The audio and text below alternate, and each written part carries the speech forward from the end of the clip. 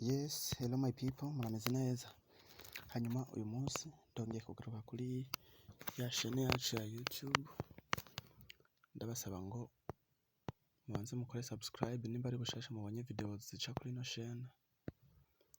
Hanyuma ndabazana icigwa gishasha. Icigwa gishasha abantu benshi mutari bwabone tuza kurabira hamwe muri application ya WhatsApp. Ico cigwa ni ikihe? Ndakunze kubona abantu mu posting ibintu kuri Facebook, mugashira kuri stati, kuri WhatsApp, mugenda murashira kwa hamwe. Umuntu kuvuga nyimba ngaha kuri stati nshizeko ifoto canke video, nkaca ngaruka no kuri Facebook kandi kuri story yanje ya Facebook, nkaca ndenda ku uploadinga bushasha. No munsi rero ndabazana icigwa c'ingene ushobora gushira stati hamwe ikaca igenda hose. Swat ugapostinga kuri WhatsApp, kuri Facebook direct, ntiwirirwa urapostingayo mugabo bikijanayo automatique. Nimba rero ushaka kubona ico cigwa, musabe ugumane nanje gushika impera ya video kugira ngo udacikwa. Yes. Ukaba uri mushasha, banza uje muri chaîne yawe ya YouTube, ja muri application yawe ya YouTube,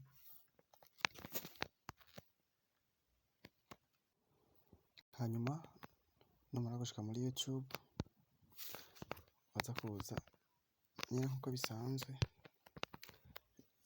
Ubu ni ubufasha ndiko ndagusaba kugira ngo tuduze ino chaîne yacu ya YouTube, kuko nigira kure tuzobatamo ibintu vy'ubwenge cane bitagase.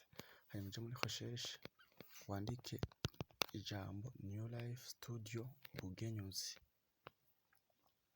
Nusoza kwandika New Life Studio Bugenyuzi, uraza kubona video nyinshi twagiye dupostingaho. Ucuza gukora ndagusaba swate waza kugura imwe mu ma video, ushobora no kuba uriko uraraba video, hanyuma waza kubona ahantu handitse subscribe kuri video uza kuba uriko uraraba. Ndagusaba uze guconda nkuko kuri subscribe, hanyuma nurangiza nanone ugaruke kuri ino nzogera ufyondeho kugira ngo video z'ubutaha ntihagire n'imwe izokwigera igucika. Yes. Ati rero ni gute no postinga ikintu kuri WhatsApp kikaca kigenda direct no muri Facebook atakindi kintu niriwe ndakora, ntiriwe ndagenda muri Facebook gupostingayo. Reka tubuze nk'akarorero muri WhatsApp, tugure application yacu WhatsApp turabe ingene vyogenda. Yes, namaze kugura WhatsApp yanje. Nanone hariho uburyo bwo kubisetinga, gusa muri no minsi ndabona iyi mise à jour bakoze, iyi tour ya mbere barayikuyeyo.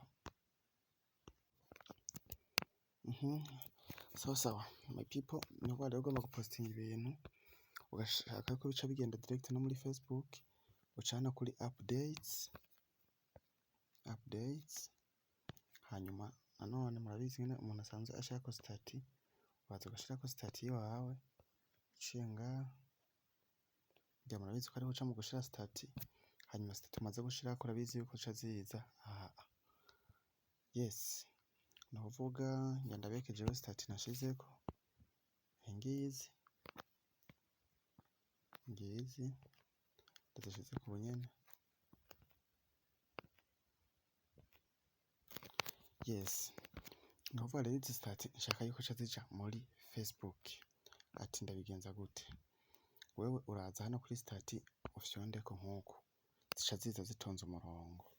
Ico ukora uraza selection ufyonde ugumizeko, uze kandi ngaho selection ufyonde ugumizeko, uze no ngaha kandi ufyonde ugumizeko.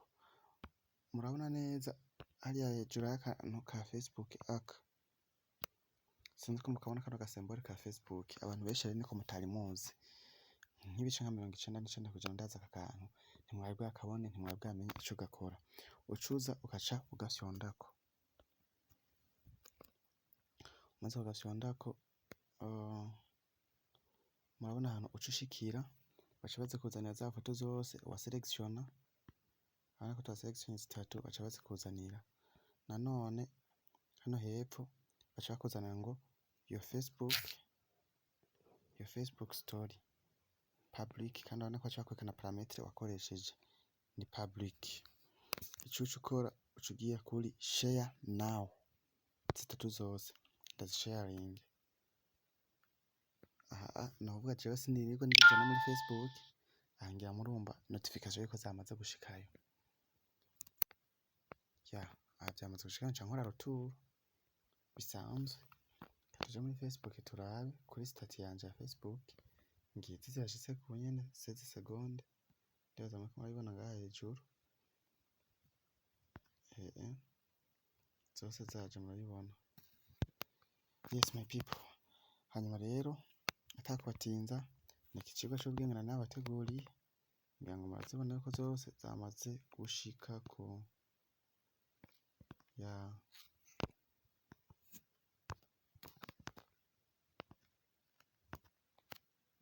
Yes my people, nizi za foto zose abona 47 seconde, 49 seconde, 54 seconde, zose abona yuko zamaze gushikako. Nico kigo c'ubwenge nabateguriye. Mukomeze gukora subscribe kuri no channel yacu ya YouTube, turabe ko twayiduza muri rwa rukundo nyene ntangere. Hanyuma dusanzwe dufise na page ya Facebook ku bantu batari bayizi, no kuvuga urinjira muri Facebook yawe ukandikira ijambo nyene New Live Studio Bugenyuzi. Ni page ifise aba subscribers 31,000, ikurikirana cane, iriko video nyinshi cane, naho nyene ukore subscribe, hanyuma dukomeze kwimererwa neza. Thank you for watching, share my video, ciao ciao.